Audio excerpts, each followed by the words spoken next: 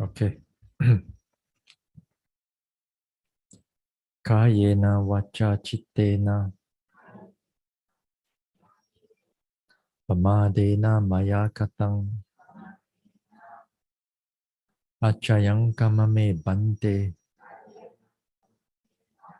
buri panya tathagata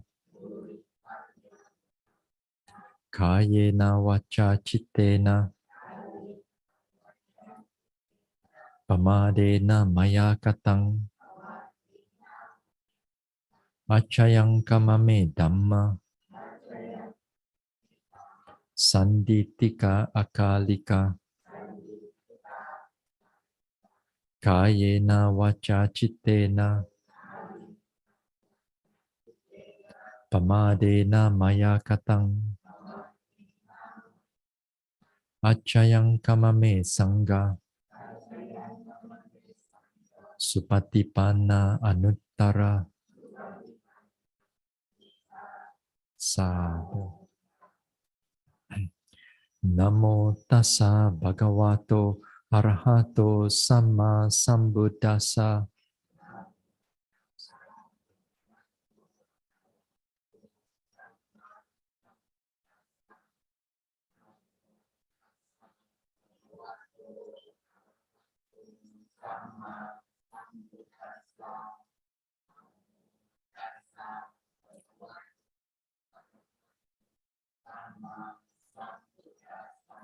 Buddhang saranang gacchami.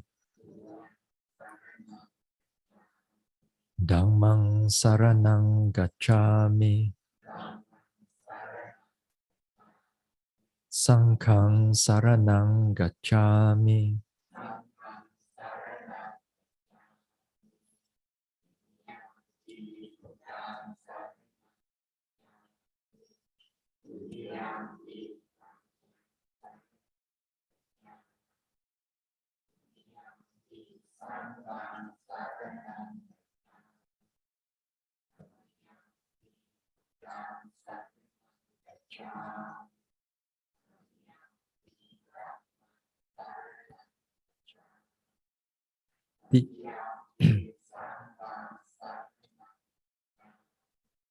Tisarana gamanang paripunang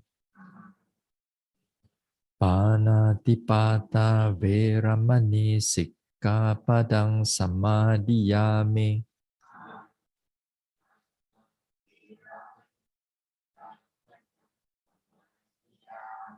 Adina dana veramani sikkhapadang samadhiyami.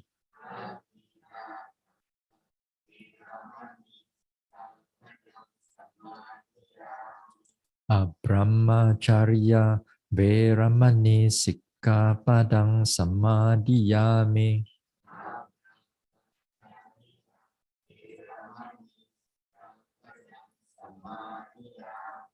Musavada veramani sikkhapadang samadhiyami.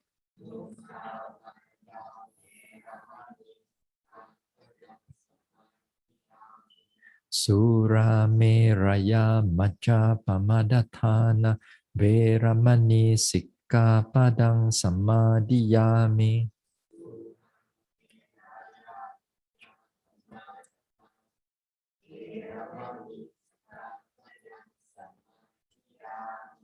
Vikala bhojana veramani sikkhapadang samadhiyami.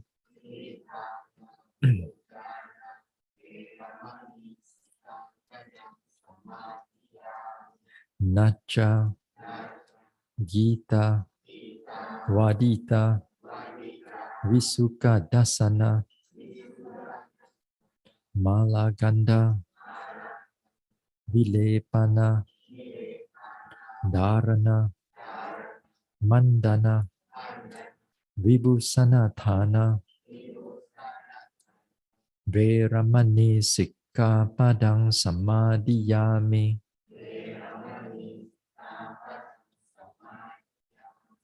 Uccasayana Mahasayana Veramani Sikkhapadang Samadhiyami.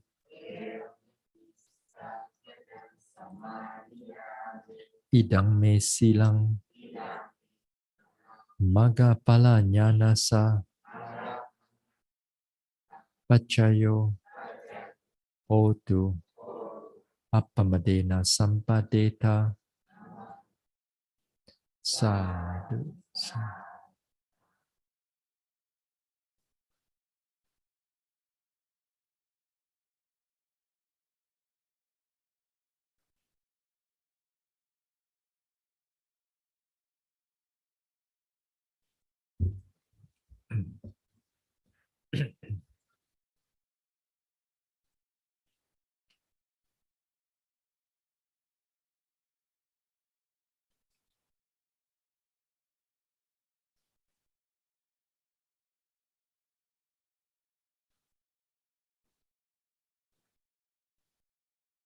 Let us do some guided metta before we start the talk.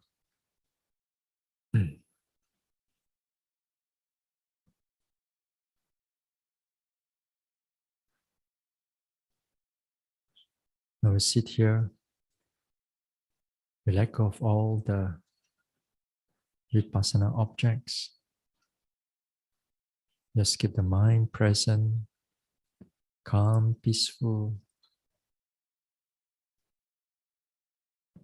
alert.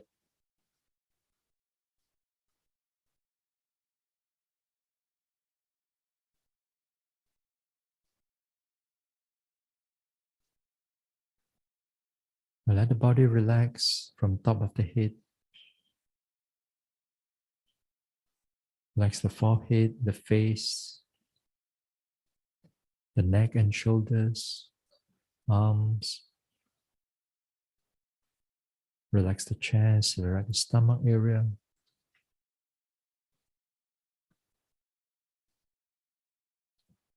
Relax the spine, the back, the buttocks and the hips.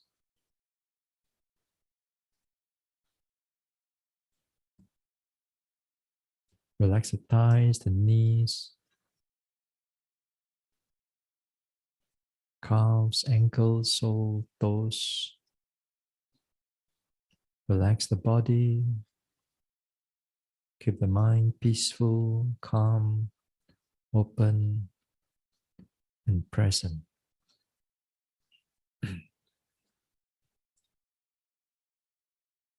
May I be free, free from all kinds of harm and danger, free from all mental suffering, free from all physical suffering.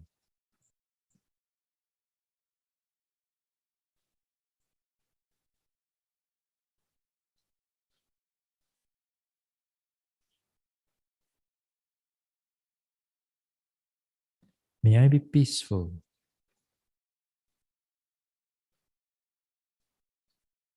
May I be able to live in peace with myself and in peace with others.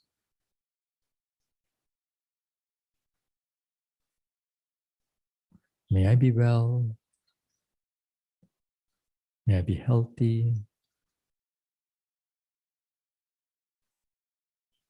And may I truly be happy.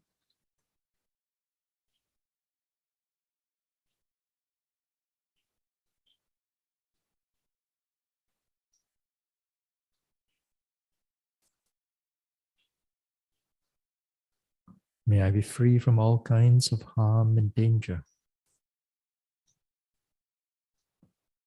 Free from all mental suffering.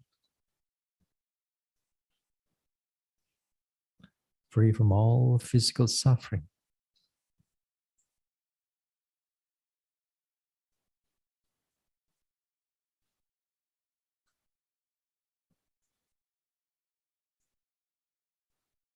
May I be peaceful.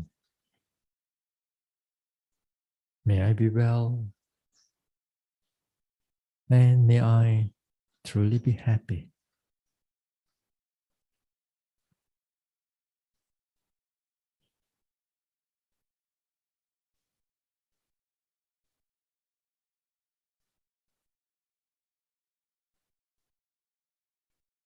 Let us expand our metta. Expand our metta to all the beings around here. May they be the monks or nuns, fellow yogis, Dharma helpers, workers, volunteers, to the sponsors, to the donors,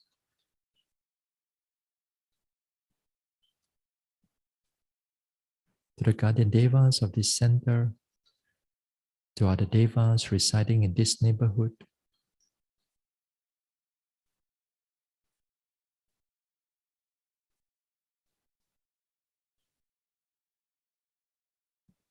to all the petas, and to all the animals, big, small, seen or unseen. May all the beings here be free from all kinds of harm and danger, free from all mental suffering, free from all physical suffering.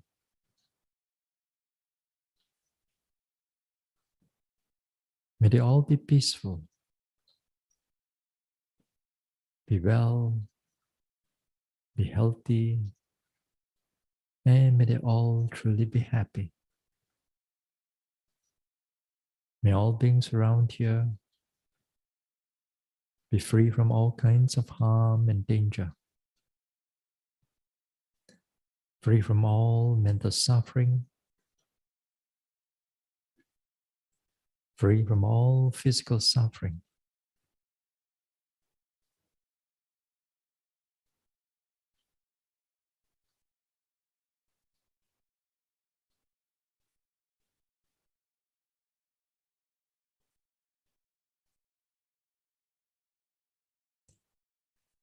May they all able to live in peace. May they all be well,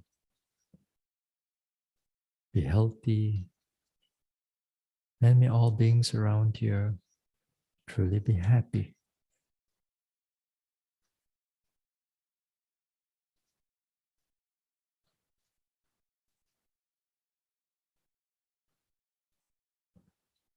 Now let us expand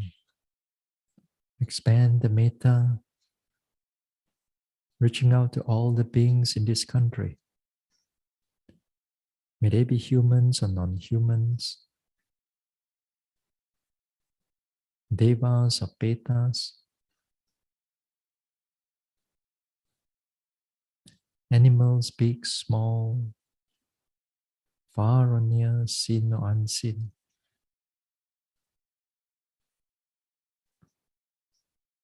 May they all be free from all kinds of harm and danger, free from all mental suffering, free from all physical suffering.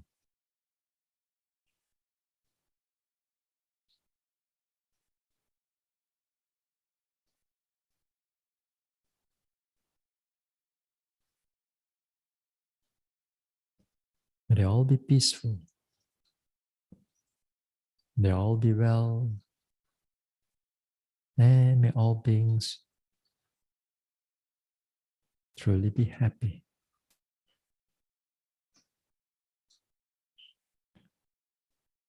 Now let us expand. Let us radiate our metta to all beings in this country, to all beings in this world.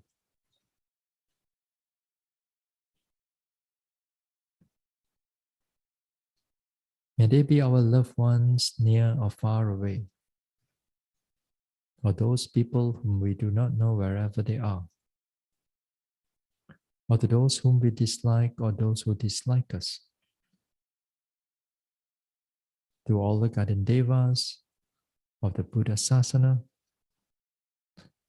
to all other devas residing in this world, to all the petas, and to all the animals, big, small, far or near, seen or unseen.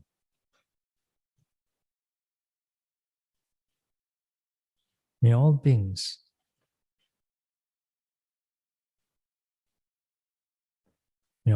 in this world be free from all kinds of harm and danger, free from all mental suffering, free from all physical suffering.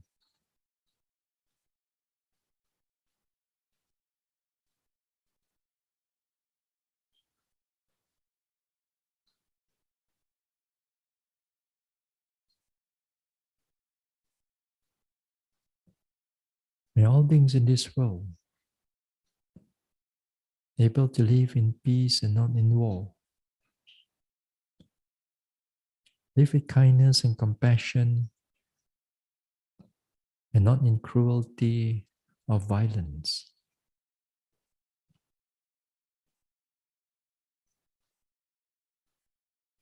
May all beings be well.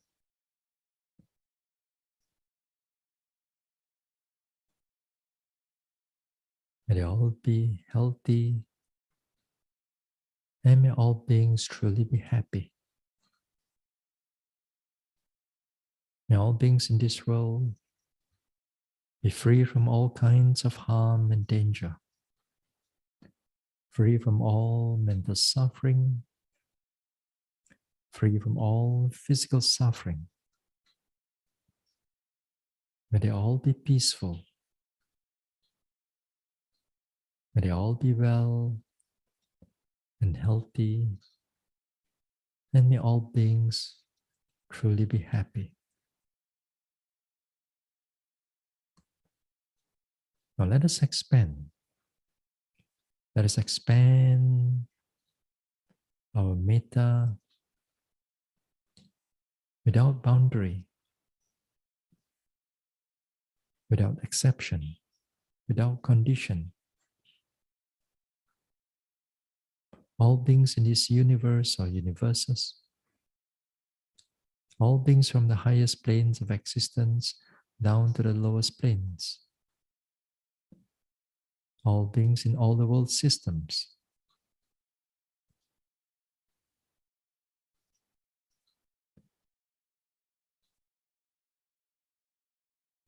may all beings without exception be free from all kinds of harm and danger, free from all mental suffering, free from all physical suffering.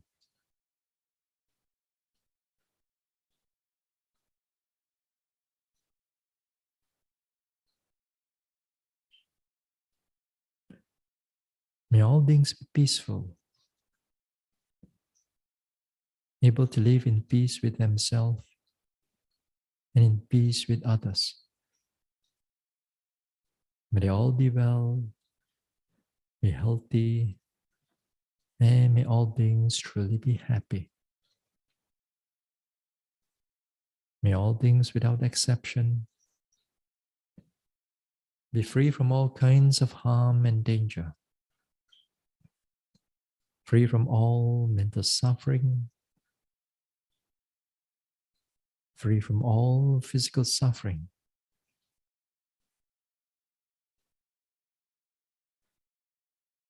May they all be well, be peaceful, and may all truly be happy. May all beings be peaceful. May they all be well, be healthy, and may all beings truly be happy.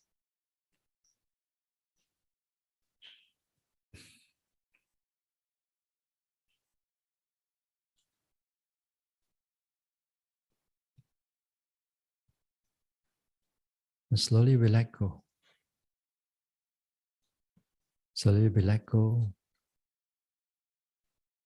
Let go of the metta. Bring the mind back again to the body. Feel the rise, fall of the abdomen. Feel the sensation in here and now. Then we can slowly open our eyes.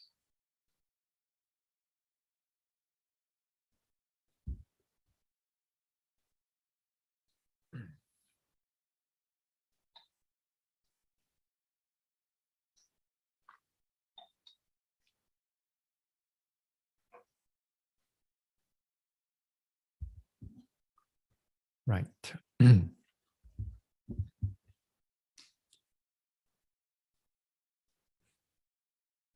Okay, before we start the talk, towards the end of the this retreat, this vasa here. So, what we'll do in the weekend is this, or Friday. Friday we have a Q&A session. Then Saturday we have a talk and also closing. On Sunday, on Sunday, I mean, a number of us are leaving. Some going back. I mean, mostly all over here is outstation people or overseas. Only one local only. So a lot of people coming from far. So other words, I guess that people will be leaving by Sunday morning. But during Sunday, we still have breakfast and lunch. Yeah, if you still wish to stay back, it's perfectly all right. You can stay back until after lunch. Then some of us may have a flight in the afternoon. Yeah?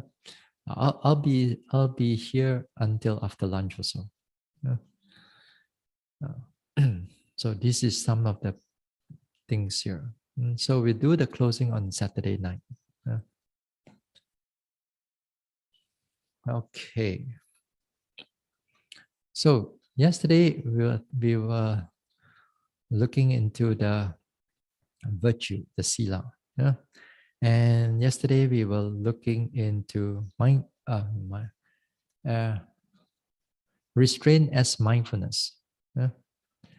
Restraint as mindfulness, we look into it. Restraint as, what else? Restraint of mindfulness, restraint using wisdom, or knowledge of karma and its resultant, or worldly, certain good worldly knowledge to prevent ourselves from doing all the wrong things. Like yesterday, I gave the example of addiction,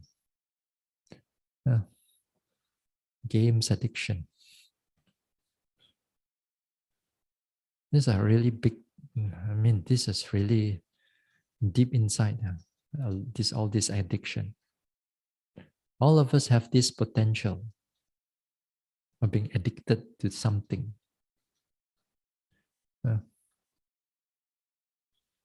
It's just that if you go near it, gambling, addiction, and so on. There are so many things we can get addicted to if we follow the wrong people, if we mix with the wrong group of people.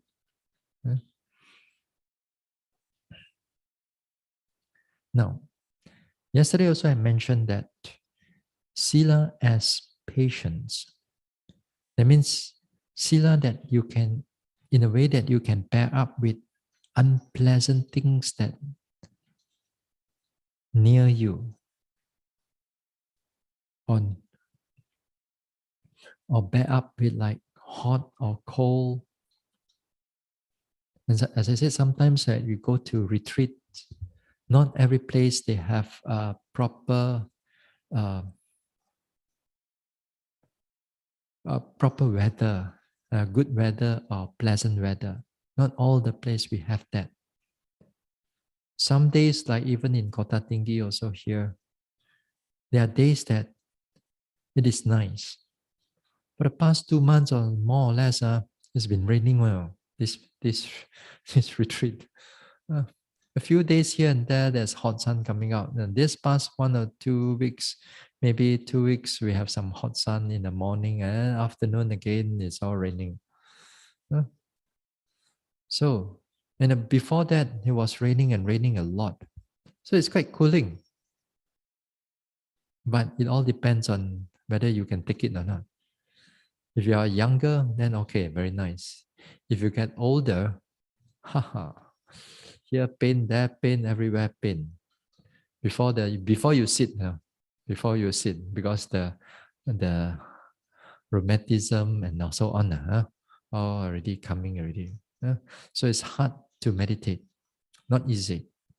You got to bear up with all this difficulty. Some places, as I said, they may not have all the luxury things for you to meditate, but they just give you a very simple place, some good tea, some food, and so on. Not everything, not luxurious at all. Nothing good also. Nothing to look forward also. So you have to bear up. You have to bear up. There are places the people will be the biggest problem. Some places, the people will be the biggest problem. Usually, if the people is the biggest problem, it's always better not you don't stay too long there. Don't stay too long there, and a big problem. Whether you can still tahan, unless it's really your health becomes so terrible,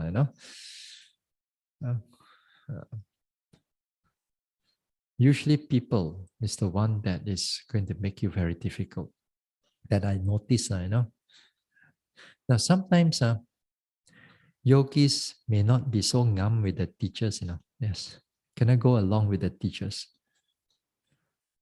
Especially like a very big international retreats. Very big international retreats. Hey, wait. John, you sit further out a bit.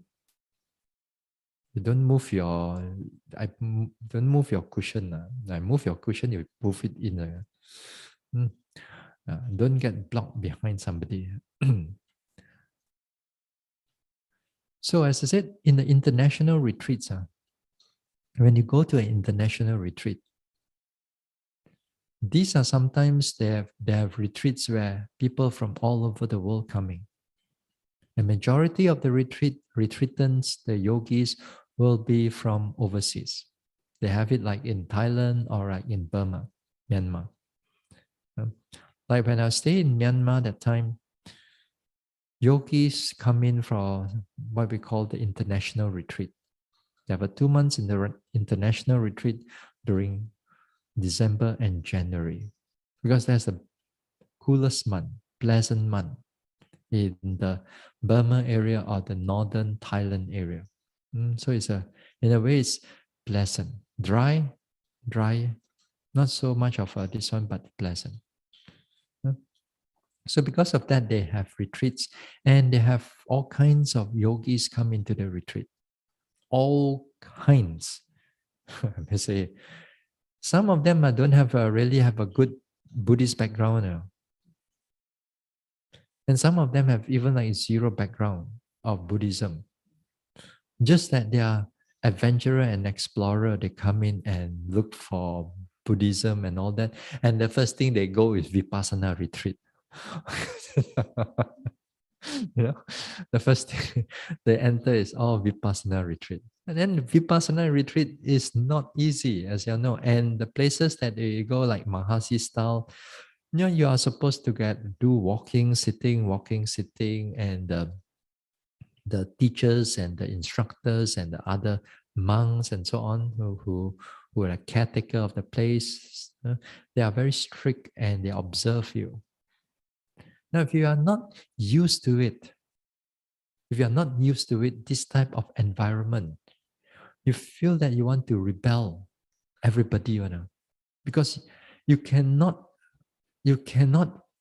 want to be contained by 1 hour walk, 1 hour sit. When is a good time to eat?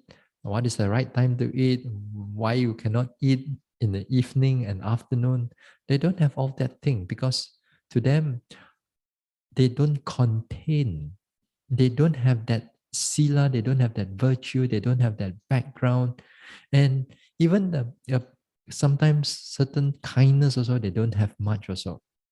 So they entered into this type of environment to meditate.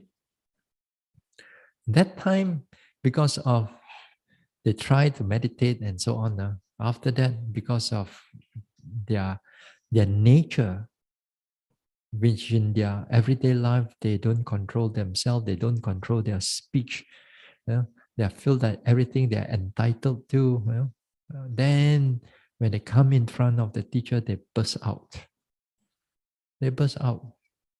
They cannot control. They cannot bear up. So it's so sometimes once in a while we met with this type of yogis, and then of course the teacher just chase them out. They can't take it. The nature of just walking, sitting. They can't take it. And also not only this, but actually many Buddhist devotees also cannot take it. Cannot take it. That's why the vipassana in the terms of Mahasi method, it's very difficult to do. If I were to teach samatha, here will be a lot of people. Samatha is easier, pleasant, nice, and together with a pleasant climate, then it's pleasant to meditate on samatha. No? It's this one, but vipassana is not easy. Vipassana is very challenging. So you got to be patient with a lot of things.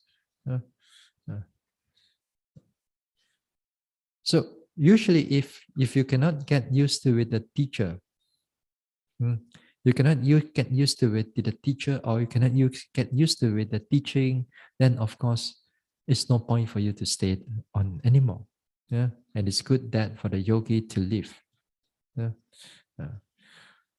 Some yogis sometimes they want to rebel and everything, they want to do their own things. Yeah.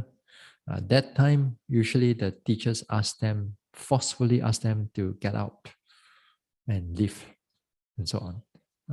So during this time of international retreats, once in a while, you see this type of people. You see this type of people, they come in, and sometimes they know that some people, they take advantage of the of the Buddhist kindness, or the temple's kindness, or the monastery's kindness. They just come in just for lodging and food.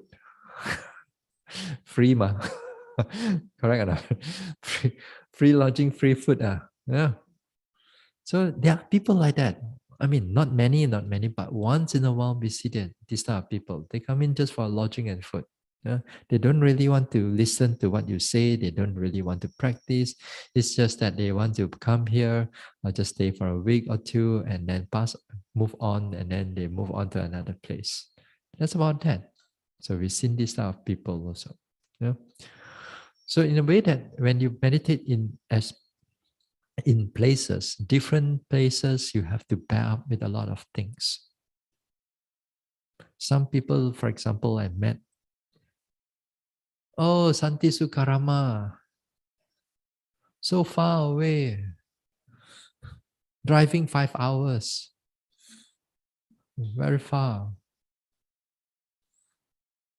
Then usually I'll continue. But when they want to go China, Kai Kai. When they want to go US, Kai Kai, jalan-jalan, Jia Hong, they're okay, not far that one. You can take the flight for 10 hours, 12 hours. You can go for a transit flight, and then the whole length of your flight can be 20 hours. That one you will go. But this type of thing, retreat 5 hours from here, there, too far. Or sometimes they complain in Odiyarama. Oh, so hot, like oven hot like that. Yes, that one is true. But can you tahan or not? Yeah. You must learn to adapt to the place as best as you can. So as I said, I think some talks back, I think about 2 months back, I talk about yogis has to be adaptable to all kinds of situation.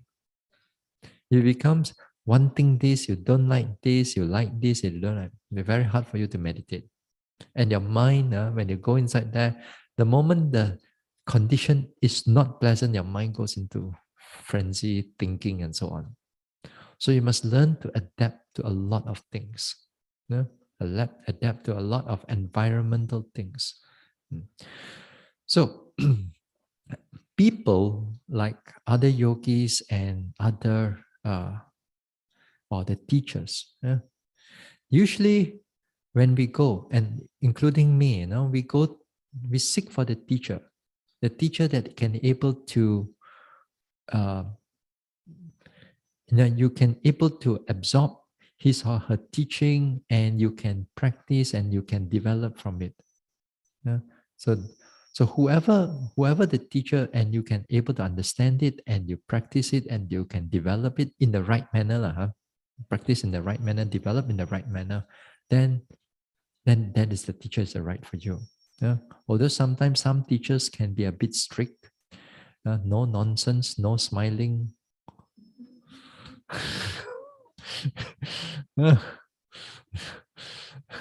Although he's not smiling, but very kind. Yeah, kind in his own way. It's his own way. Yeah, in his own way. Yeah. So sometimes you may not get too near, but the teaching is the most important thing. Where we can get the teaching, we can follow the teaching, and we keep on meditating. Sometimes the personality of the person you have to put aside a little bit. You may not ngam with the personality, but you can able to become very ngam and very together with the teaching and the practice. So something like that.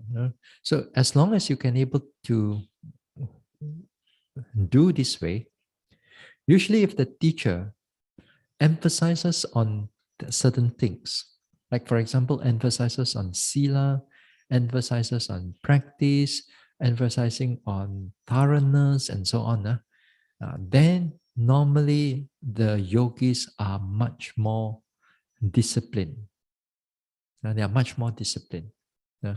Comparatively, when the whole place, that when the teacher don't emphasize on that, then you see that yogis tend to talk.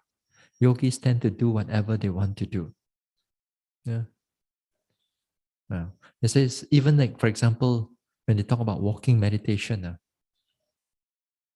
sometimes they give you a hall to do walking. The hall is sitting and walking.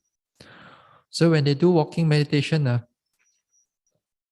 sometimes some yogis will go around the hall, go a little bit. Some go this way, some go this way. You just overtake each other. There's no such thing as like paying attention carefully, thoroughly to your objects of meditation. They'll walk a little bit. They look at other yogi, look at the monks, look at the environment, something like that, and they just walk like that. Walk like that. Yeah. So if you do like that, you're not going to go. You're not going to develop anything. Yeah. Yeah. So therefore, we need to have a lot of patience. Yeah? We need to be patient with the teachers, because they may not be so easy to get along with. We may be patient with other yogis. Sometimes they are not so easy also. But nevertheless, as I said, if the teacher emphasizes certain way of practice, usually the yogis will follow. So when the yogis follow, then you'll see that most of the yogis will actually do the practice. Yeah? So this is, in a way, is important. So patience, it's one of the utmost important quality that we need to develop. Patience, in another word, it's effort and also mindfulness. It's another word is effort and mindfulness. That means you have to able to bear up. Take for example, like unpleasant objects, pain in the buttock. Now, When the mind can stay with the unpleasant object, a lot of time we say, sometimes I hear teachers, they are correct, they are correct, not to say they are wrong. You have to be bear up with the pain. You have to be patient with the pain. You have to be patient with the pain, be patient with the pain. So the yogi go and meditate and then go and sit there. The yogi tell themselves, patient with the pain, patient with the pain, then you know the pain. Can man? You cannot tahan the pain. You tell yourself to be patient, to be patient, to be patient, patient with the pain. But the pain grow, you cannot tahan. Why cannot tahan? Because the effort is not there. The effort is weak. When the effort is weak, that means the mindfulness is also weak. So when these two qualities are weak, that means when you stay with the pain, you cannot tahan it. You cannot withstand the whole thing. Your whole mind, the pain arises only, or you tell yourself patient, patient, but you just cannot follow it. So but the more that you can able to, let's say, do your walking thoroughly, pay attention to the objects carefully, and you note, and then you pick up from their walking meditation. After that, when the pain comes in, you see that the mind can able to stretch a little bit longer period of time on that certain pain. So, other words, that time is patient. That means that you can stretch the whole thing is patient. So patience doesn't just come in like that. So patience is a quality that we can develop it. So the more that you develop on the effort, the more you develop on the mindfulness, then patience comes in. Yeah. Yeah. Because this patience is to able to withstand the unpleasant situation before the mind goes into anger or goes into desire or whatever. Usually the unpleasant ones. Yeah? So this is how we train. Yeah? We train on this effort, mindfulness, and again and again during in the meditation, we deal with all kinds of unpleasant objects that's coming up. Whether it's like stretch, sometimes pressure in the back, spine, buttocks here and there. And then you have to sit with it, pay attention with it, and keep your mind there and keep noting. That is patient. Yeah? That is very challenging, but that is, in a way, it's called patience. Yeah? So patience is not a quality just when you tell yourself it just come in. You have to exercise it. And the more that you exercise it, this thing, that means that in the future, when as you become much more aware of the nature of the pain and you can able to take in the pain and so on, the various types of pain, then when you're outside, when you're out there, when you finish your retreat, then the time when unpleasant objects or unpleasant situation, unpleasant climate, unpleasant weather, unpleasant food, nothing that is pleasant, that time your mind can withstand it a little bit longer. So there is some quality that we can able to train up. It's not something that is just come without, just because maybe from past life we do not know, but in this life itself, we can train it up. Yeah. So the patience is really important. So you have to bear up a lot of difficulties as we go into the development of this retreat or this progressive of this vipassana. Then there will be a lot of challenges is going to come in. Yeah. Yeah. If the even the environment is pleasant, food is pleasant, everything is pleasant, but the object is so unpleasant. The objects can be so tough and can be pain here and there. After that, lunchtime, at least relief for a while. Just sit down and makan for a while. And the moment you concentrate on it, and everything comes in again. Everything comes in and challenge you. So you have to bear up with it. So you have to bear up with a lot of difficulty. Yeah. Um, the more that you go into the development, as I said, in the vipassana, especially when you come into the deeper insight that's connected with the dukkha and the various types of dukkha, not just only pain here and there, and your buttock pain here, knee pain there, not not just this type of pain, but the difficulty, the weariness of the object, the unpleasantness, the changing that is go on and on and on incessantly, then the mind gets so nauseatic, you know. Sometimes feel like vomiting, feel like jala, the whole thing. So cannot take it. But it's just nothing to do with unpleasant feeling of the body. So it makes things so difficult that time, as I said. Yeah. So that time, the patience is must be there. Other words, train harder lah. Train harder, not more. Then you can able to bear up with it. You go through all the sorrow, all the difficulty. You go through it. Yeah. There's no such thing as thinking about going back. If you come here for 2 weeks, you finish the 2 weeks. Unless, of course, there's something so urgent that you need to go. Then by all means. But if there's nothing, just because you cannot take it, that is not an excuse. So this is how one should train, with patience.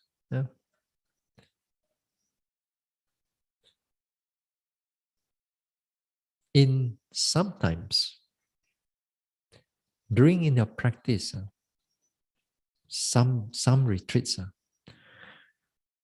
certain times in the retreat, objects will keep repeating itself, and it's going to repeat and repeat the same thing again and again and again. It could be arising and falling. It could be arising and passing away. It could be certain sensation that's going to come again and again and again and again. It's going to repeat, sometimes for days, sometimes maybe for weeks. And we really do not know when it's going to change or whatever. But the thing is that now you see, a lot of times the yogi find that they are not developing anything, because they keep on repeating the same thing all over again and again. And they become so anxious what to report to the teacher, because yesterday just report the same thing, and then next day I'll report the same thing again. Then they feel anxious now. But actually, I mean, especially for me, as long as you pay attention, there's no such thing as, there's no such thing as stagnation. It's just that sometimes the object, by its nature, it will repeat and repeat and repeat and repeat and repeat. And the repetition is so important, because sometimes for some yogis, you need to see that repetition a little bit more longer in order to change a certain perception of our minds, or whatever wrong perception. And then the object and the experiences is trying to show you some things, not by thinking, but observation again and again. It's trying to right the wrong perception, to truly to change, the shift the perception away. But it's going on slowly. And the thing is that although you find that it's repeating again, the thing is that when you're not meditating, when you're not mindful of the object and so on, then everything is not there. Everything is just gone. Nothing. Then the moment you start sitting again and all the concentration starts coming in, then you all repeat the same thing again. Again and again, it repeats the same thing. And again, same thing and same thing. Uh, Sometimes, yes, you may find that it is quite boring. But nevertheless, pull the mind back again onto the object and repeat the whole observation again. And you have to bear up. You have to be patient with it. Don't become too anxious about it, about every day must get something new. Every day they want to get something new, or they want to, even sometimes they try to look for something new. Then I ask them, how long is that?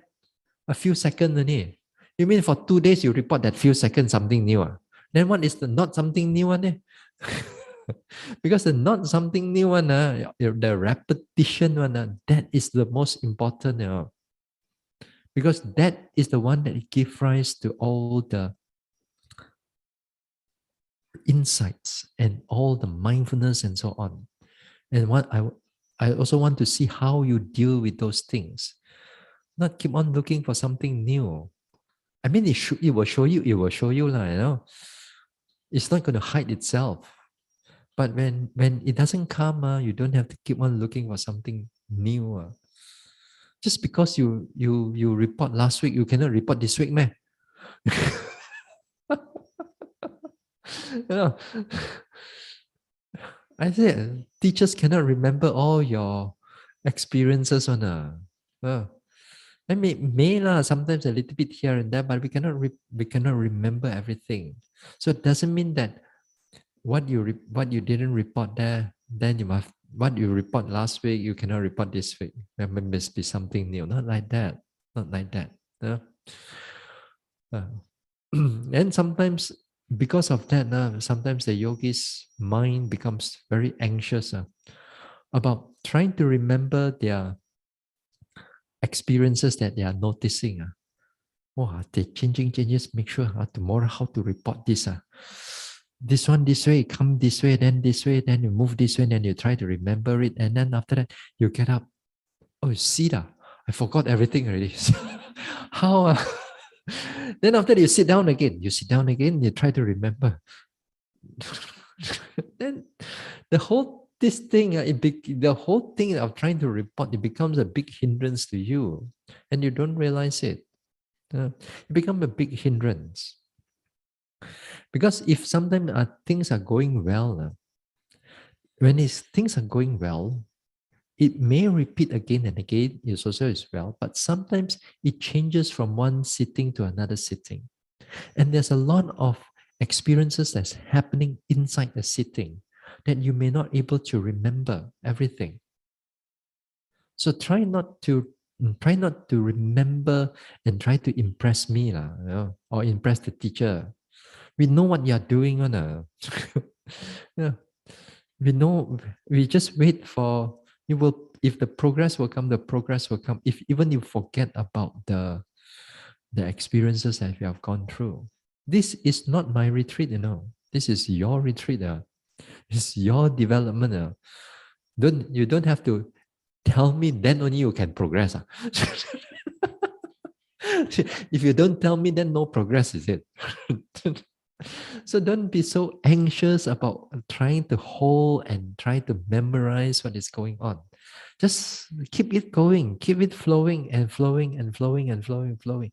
If you can able to remember. If you cannot remember, doesn't matter, because the next sitting, something's going to come again until the next day, the reporting come in, then cook up something and then come in and report. We know that whether you are doing right or wrong one.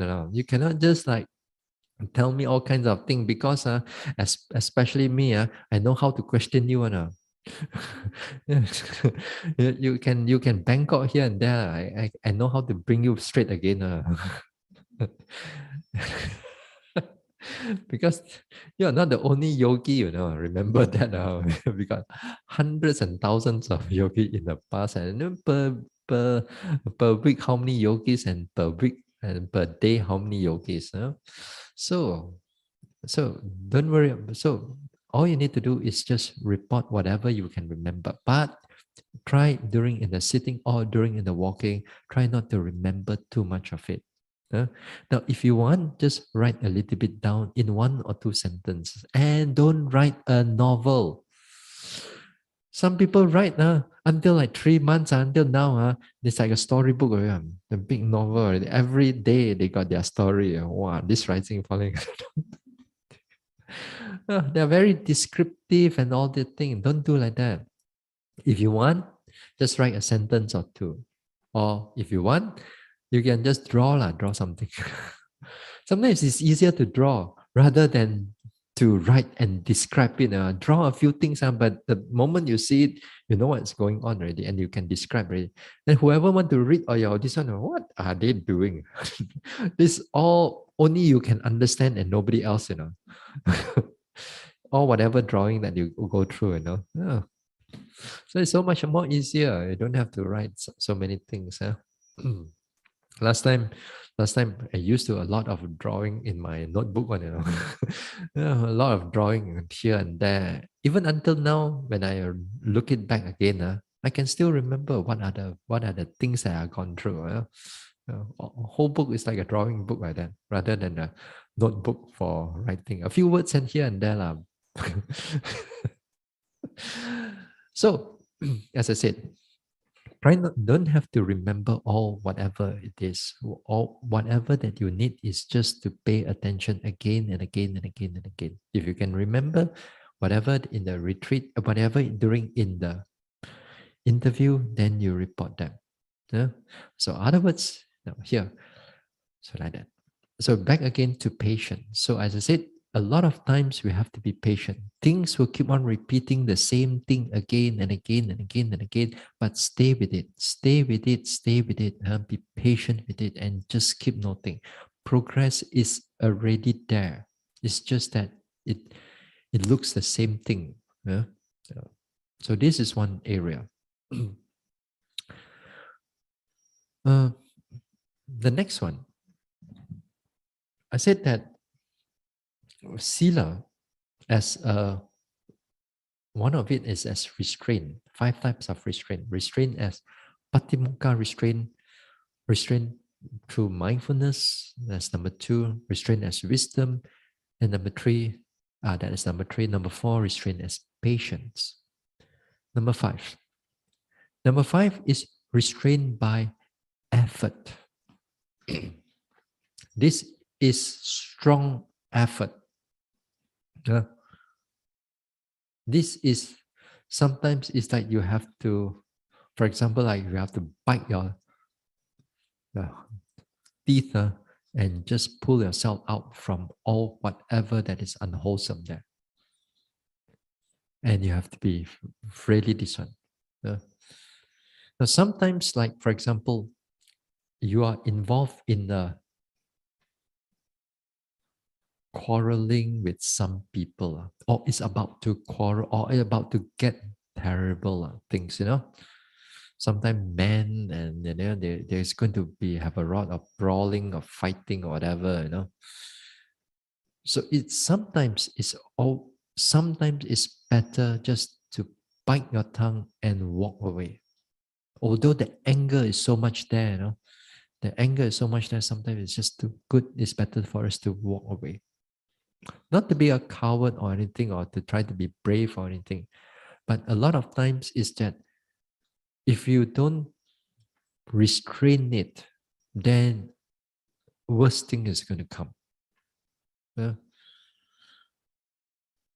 Nowadays, for example, like when you're driving, some people are very sensitive. You horn them, you press the horn them. You press the horn, then they come down and they take whatever and knock onto your window panes and all that type of things. Once in a while, these people are like that. Because of, this is a psychological problem.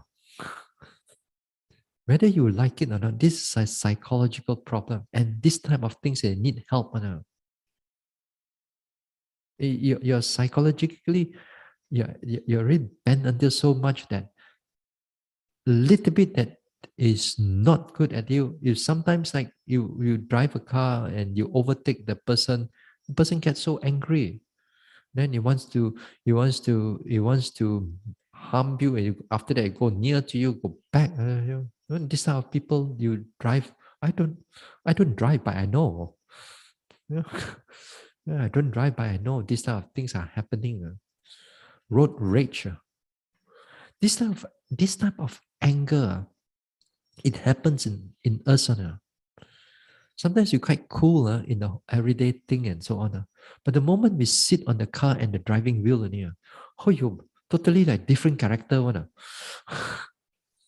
sometimes I meet with devotees, they're quite kind, but once they come in the car, they are like Formula One driver. Oh, you sit there, you also, you hold on a bit tighter. Somehow they drive, they can swing the car like that,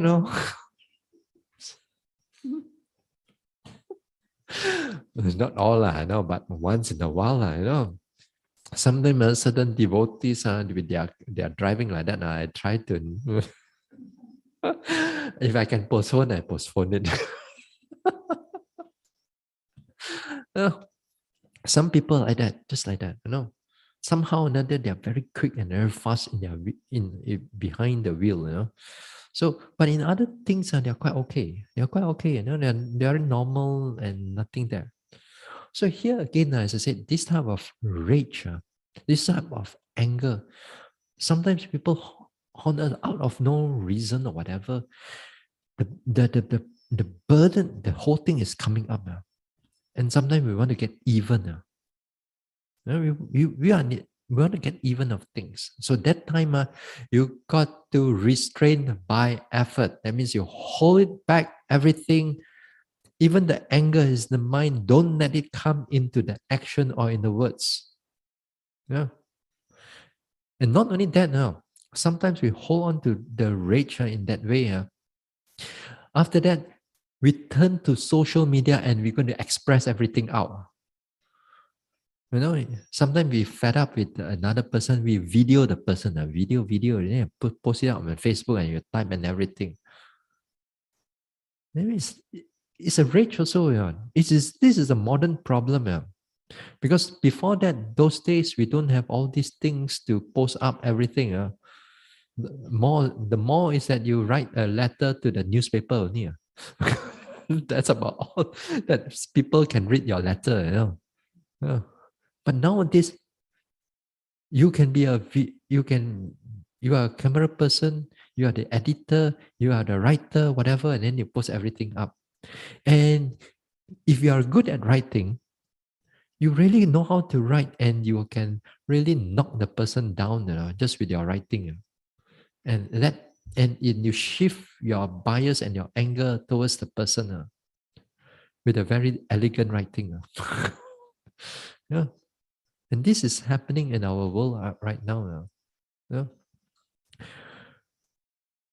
We see certain things unpleasant to us. Nowadays, it's so easy that people doesn't go through any filter, any restraint anymore. That anything that we see, we just type it down, we like or we don't like, we just hammer into our words.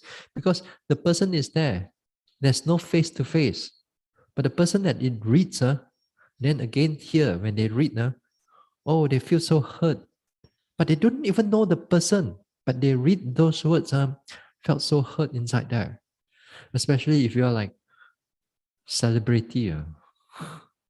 Well, the fame and this one, whatever that all the people talk about you, people write about you, how the media portrays you, and so on. Peace on earth. Fame, greed is very easy, very pleasant, very nice, very deceptive, and it's like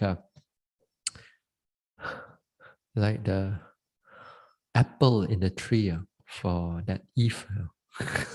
Yeah, very delighting. Then makan already, habis lah. It's very delighting. This type of fame and greed and this one. That's why people seek for fame. Nowadays, the fame is so much easier to come. You don't have a TV star, but you can be a YouTube star. You can be a TikTok star. You can be a Facebook star. and they pay you for it nowadays. People like 20 plus years old, if you can do a YouTube series or whatever that you are good at it, hey, you don't have to work. You work for, let's say, 30 years. These young people work for a few years, just do all this video thing. It's more than your income and your pension also. And the people like that. And many people like that. Their ambition, you ask them what to do. Doctor, no, I don't want to be doctor. I want to be a YouTuber. I want to be that because you earn so much money there. The greed, the fame is so. But the thing is that when they get so much money, they do not know how to manage the money. That is where they start to spend and everything, without wisdom, without worldly wisdom, they spend and everything, and then after that, pokai again. They spend on all the fine things, luxurious things, and all just throw money everywhere. Yeah. Nowadays, a lot of people like that. Also, not only YouTube, but playing games also.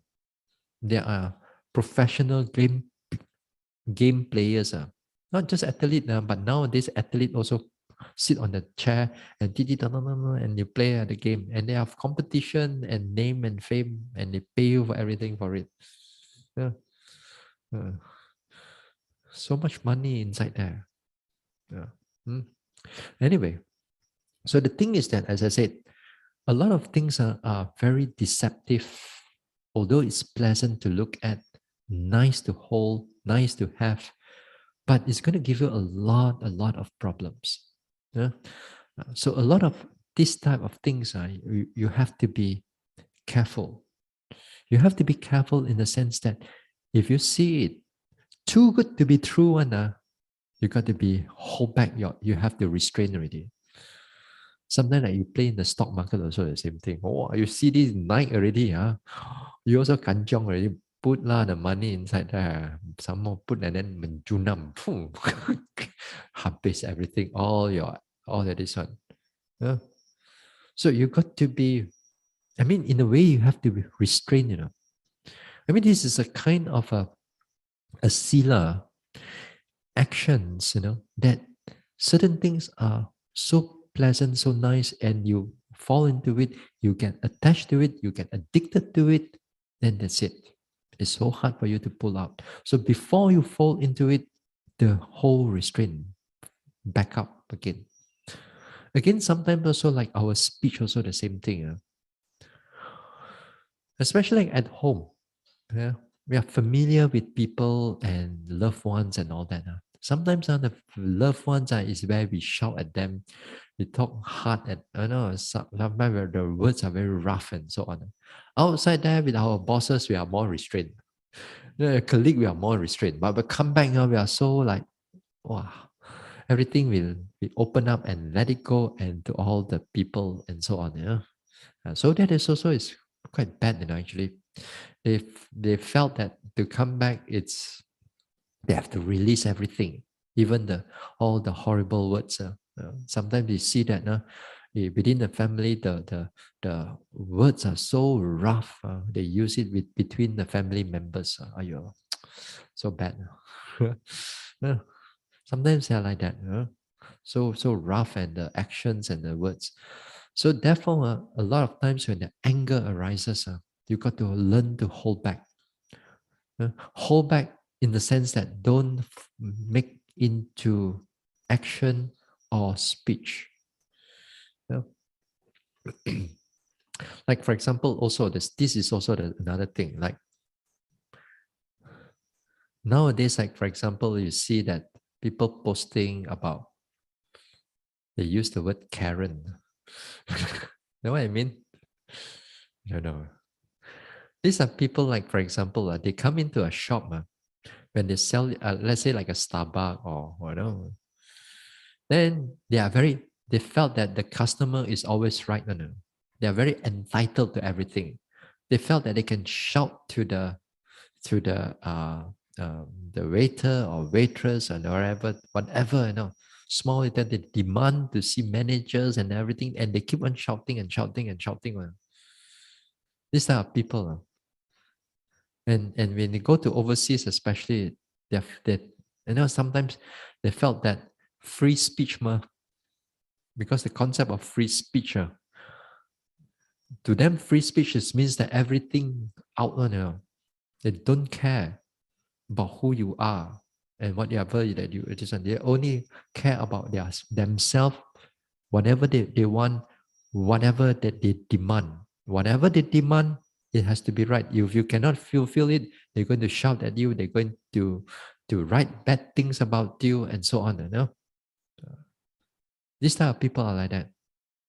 Sometimes you go to a certain places also, you find that there are people may not be so kind.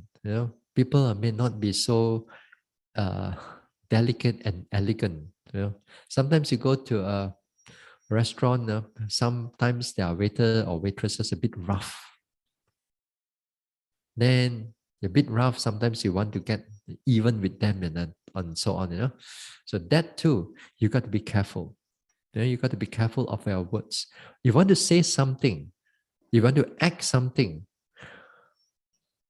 although you know the situation needs to, you felt that this situation they're wrong, something like that, but if you can act, and if you can, this one, can you do it without anger, without that irritation, but with wisdom and understanding or compassion also?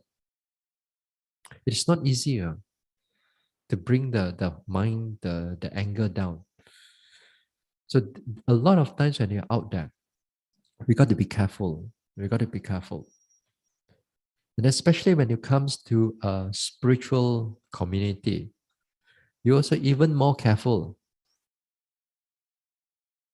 Who knows, you shout at the person.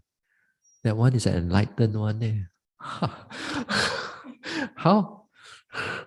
Then your karma is going to be a lot. This is no small karma. Whether you know or you do not know, it doesn't care. The karma doesn't care. You go and speak the wrong, you open up your mouth wrongly with the anger towards a person who is enlightened. Then your unwholesome karma sui bei liao liao. Yeah. But of course, if you do wholesome deeds to the enlightenment, also sui bei liao. So I know that one also you cannot finish the karma. This one also I cannot finish. So you got to be careful. We got to be careful. You never know that even the yogi beside you, enlightened, then you have to sit down there, you think, every day kacau me only, every day like that. Then who knows? Then the karma all come. We never know who they are. They can sit until like that, and all that. I say, okay, like every day sleep on, how can be enlightened? Maybe the person is sick or not feeling well, and then you feel tired, and then you go and there you see that. Or the worst thing is sometimes that yogis, once in a while, they come into the retreat once in a while. They shouted at the monks, I shouted at the teacher. I pun kena a few times. For whatever it is, but I don't keep in the heart now. Sometimes they, whatever reason that they have, a lot of times they have a psychological problem. Beginning, sometimes they can go well with you. They can go well, but at times, during in the middle of the retreat, because the mindfulness is not strong enough, and all their past memories and or whatever that is hanging on very, very painful, whatever, then it springs up. Then it springs up. They cannot control anymore. They cannot control anymore. They keep on asking you why to do this. Then we know that there are psychological problem and so on. And then we say that, okay, you cannot do it anymore. You have to stop your retreat. It's better for you to go back to reduce. Wow, boom, the fire. Wow, why should I go back? Then after that, they calm down. And of course, they apologize. Of course, they apologize. They feel bad and all that thing. But this type of things, they cannot control anymore. And usually we ask them to go back really. This is psychological hang-ups that they have. I'm not able to try to rectify all their problems. All my job is sometimes I give them an ear to listen to. But inside there, I do not really know how to help them. I'm not a professional. People think that I'm professional. Like among yat yok tag one. Everything can one. Everything from become a psychologist also boleh. From psychiatrist pun boleh. Cannot dispense with drugs . They think that we are everything. We are not everything. And usually these type of things, I said that we can give you an ear, we can listen to you, and sometimes we give you some help. Usually we'll ask you to go for some psychological help. And that psychological help is important. That means there are some scars and some deep wounds inside the mind, and they keep holding on. And sometimes they forget about it. They forget about it, and this type of things is happening in the past. And then they hold on to it, they forgot about it. And then after that, in the retreat, all these things spring up everything again. I mean, once in a while, we met with yogis, they come in, they cry a little bit, then give them tissue. After the next interview, they're okay already. That one, no problem. That one, you just carry on meditating. It's fine. That one, you can overcome the objects come in. That means they deep in the mind, deep down a little bit, it goes into a sorrow or anger. Then after that, it comes up again. Then fine. Then we go on.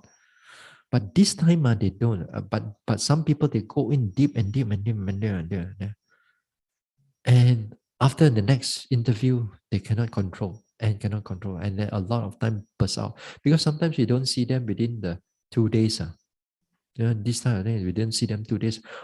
A lot of all these psychological scar, it become bigger and bigger, all bleeding inside there already.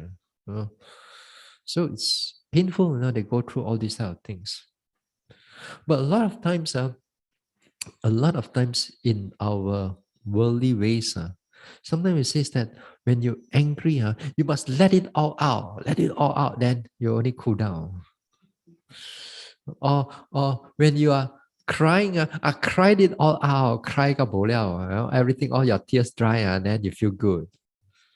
Actually, it's not a very good thing. Actually, a lot of time you just let the sorrow fermenting inside there, at the below there, keep on fermenting, or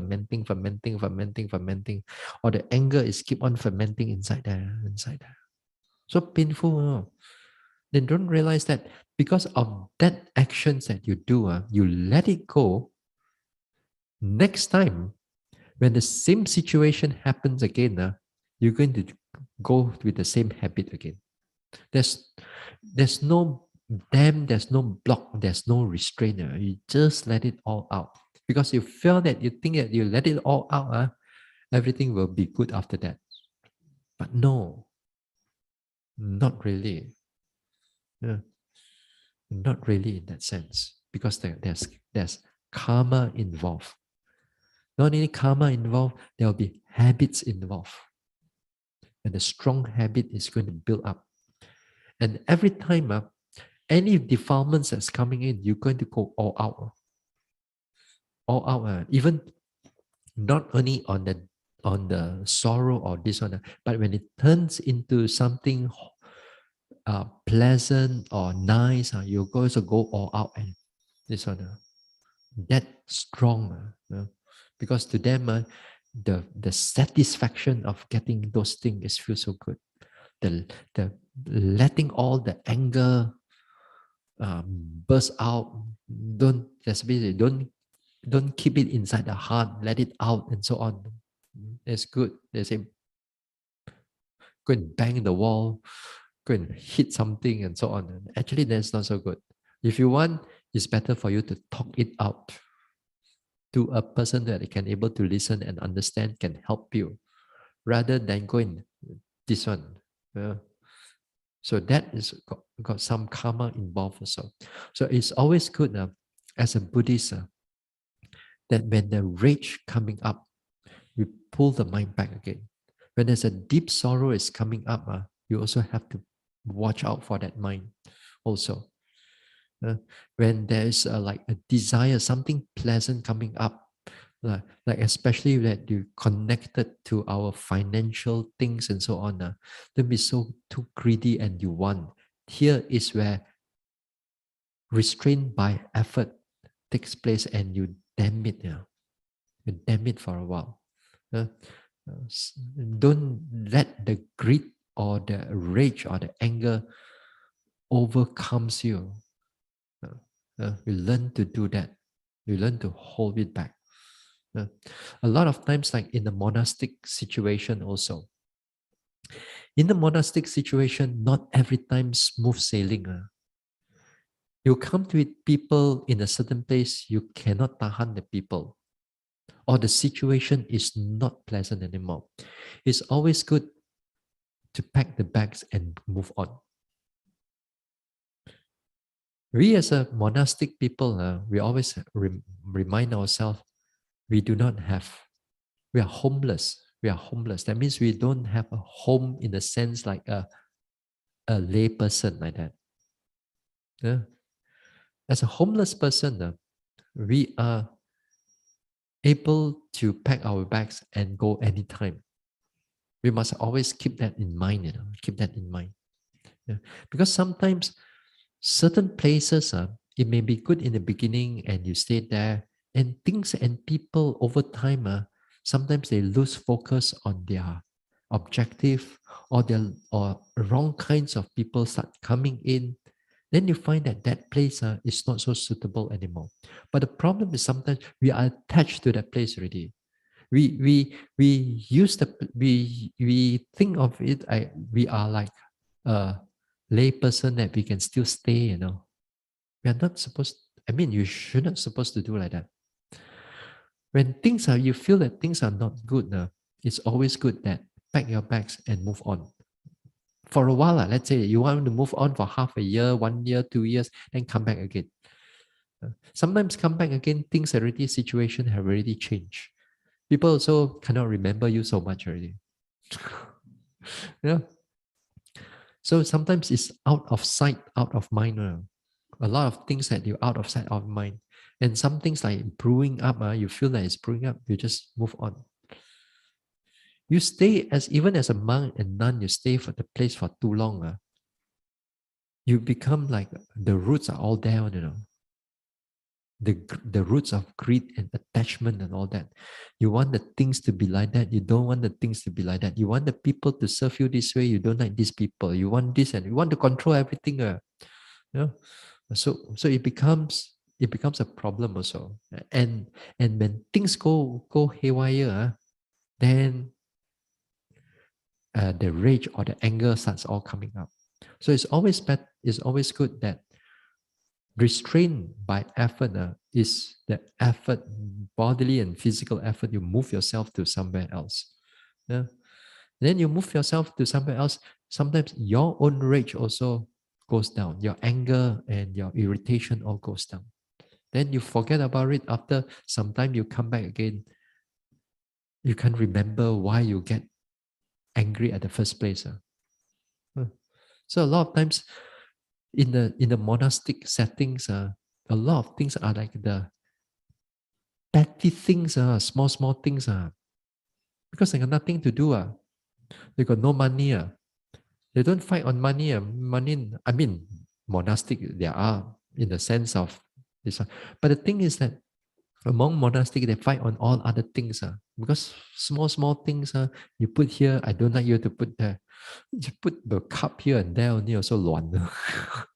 You just cannot give and take. And that small things, it really makes into a big fire. So a lot of times, the restraint by effort, so that it doesn't come out in our speech, come out in our action. We can give and take in in many areas. Then a lot of our anger all died down. But if you still come up then make sure we restrain it by effort. Then you have to bite your teeth and just move away and hold back or something like that. All right. So we stop here for tonight. Then we'll continue on Thursday.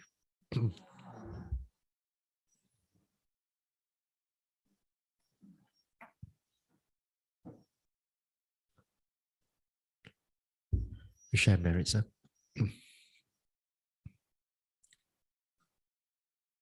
Idang me bawanang nibbanasa pachayo hotu. May my mental cultivation be a condition for the realization of Nibbana. Imang no punya bagang sabba satanang dema. We share these merits with our departed ones, with all beings and all the devas. Sape satta sukhi hontu anumodantu. May all beings be happy. May they rejoice in these merits. Sadhu, sadhu, sadhu.